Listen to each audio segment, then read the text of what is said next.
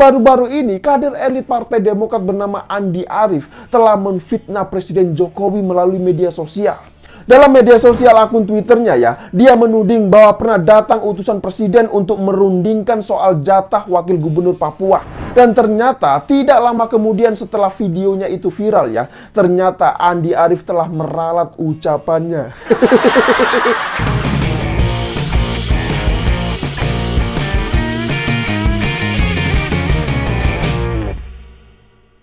Jumpa lagi dengan saya, Muhammad. Pemilu 2024 sudah semakin dekat, tapi sepertinya hujan badai beserta angin puting beliung sedang menghantam Partai Demokrat. Kasihan sekali Partai Demokrat ini. Sudahlah perolehan suaranya ini terus menurun, terus banyak sekali pengurus kader di daerah yang mengundurkan diri, dan kini ditambah lagi dengan pusingnya menghadapi persiapan pemilu 2024.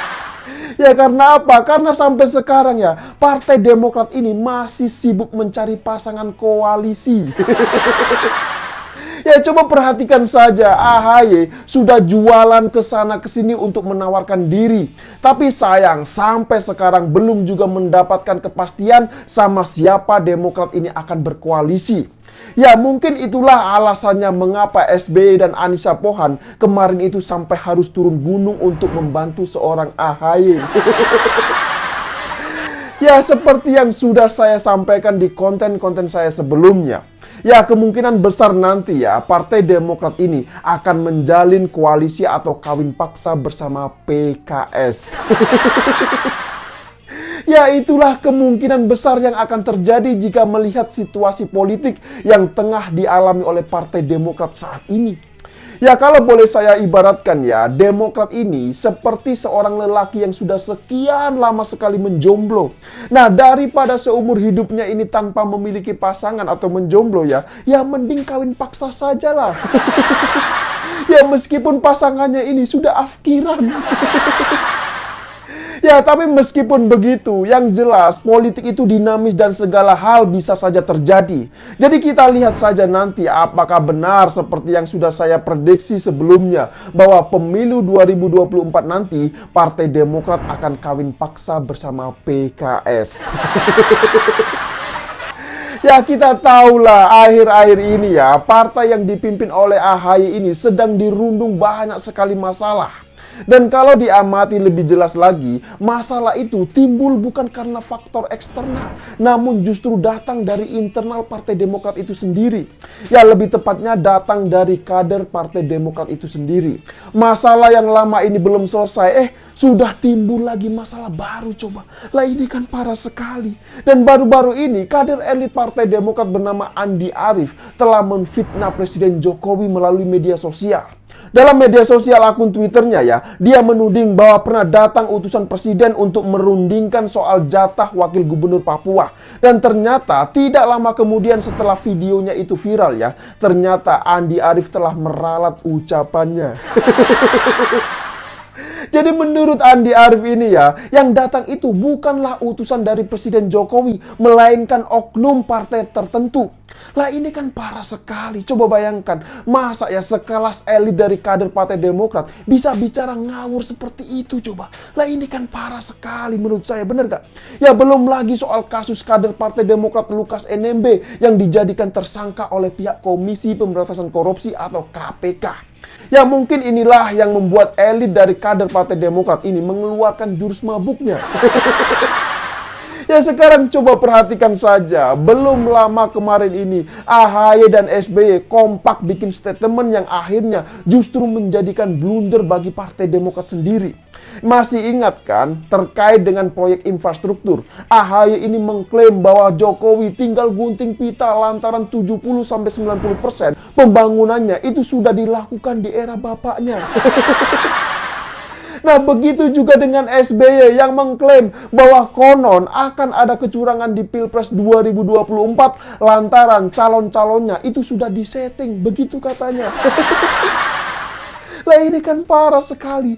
Dan yang lebih mengenaskan lagi adalah anak kesayangannya SBY yang bernama AHY terancam gagal tidak bisa nyapres lantaran terganjal dengan aturan PT 20% yang dulu itu dibuat oleh SBY semasa masih berkuasa.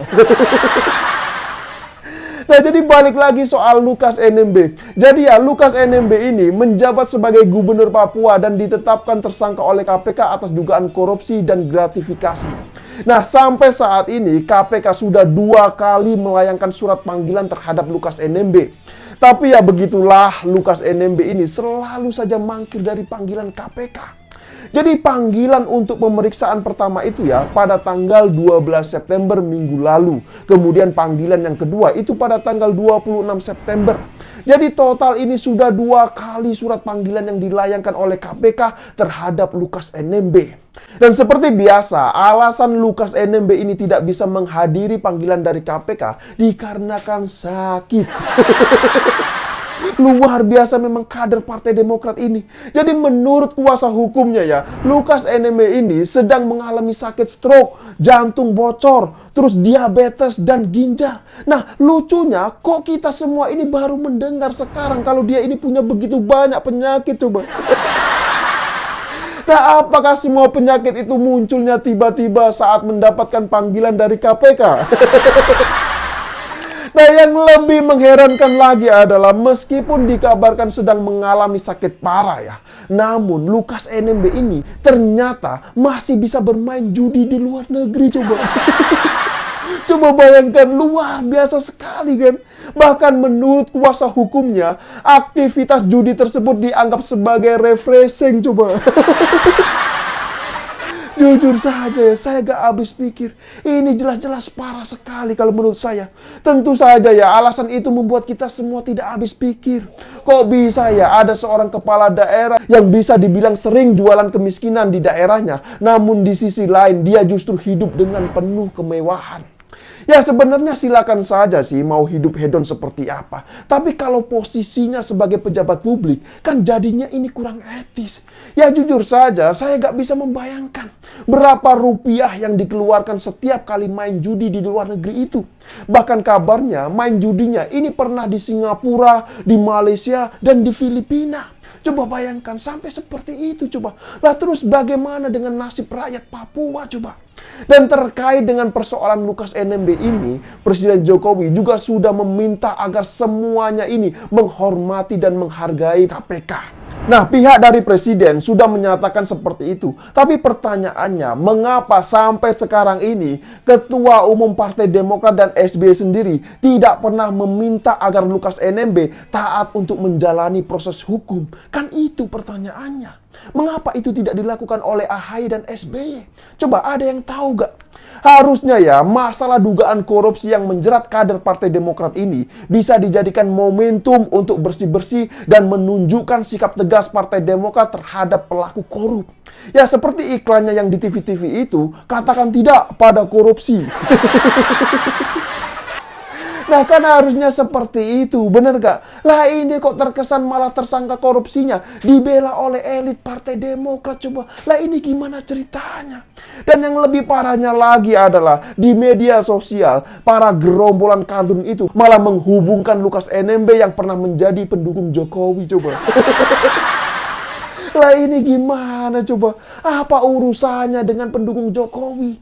Lah emang kalau sudah menjadi pendukung Jokowi, terus dia ini akan dibela dan dilindungi? Kan tidak seperti itu, bener gak? Ya kalau memang salah, ya salah saja. Dulu ya Setia Novanto juga begitu. Sejak awal-awal dia ini menyatakan mendukung Jokowi. Tapi kalau memang salah, ya tetap saja salah, bener gak? Atau jangan-jangan ya niat mendukung Jokowi itu supaya mendapatkan perlindungan. Ya siapa tahu kan, bener gak? Jadi sekali lagi saya ingin tegaskan, ini gak ada urusannya sama sekali dengan mendukung atau tidak mendukung Jokowi. Lagian ya, kalau mau dibandingkan dengan SBY, ya jauh lah. Dulu di era SBY ketika terjadi korupsi Hambalang, masih ingat kan? Banyak sekali kader Demokrat ini yang ditangkap KPK. Tapi yang selamat itu hanya SBY dan anaknya yang bernama Ibas. Nah, coba ada yang bisa menerangkan enggak? Kenapa bisa seperti itu? Jadi kalau mau dibanding-bandingkan, ya sangat jauh lah kelasnya. Ya Jokowi ini tidak bisa diajak kompromi dalam hal korupsi kalau menurut saya. Nah, jadi gimana? Apakah sampai di sini sudah paham semua? Ya silakan berikan komentarnya di bawah. Ya saya kira demikian dululah opini singkat Okedum kali ini. Pesan saya buat Partai Demokrat. Ya teruslah menfitnah walau tak berguna. Ya, saya pikir itu. Tidak lupa saya ingatkan, jaga terus NKRI. Terima kasih buat yang sudah like dan menonton video ini dari awal hingga akhir. Dan sampai jumpa di episode Okedum selanjutnya.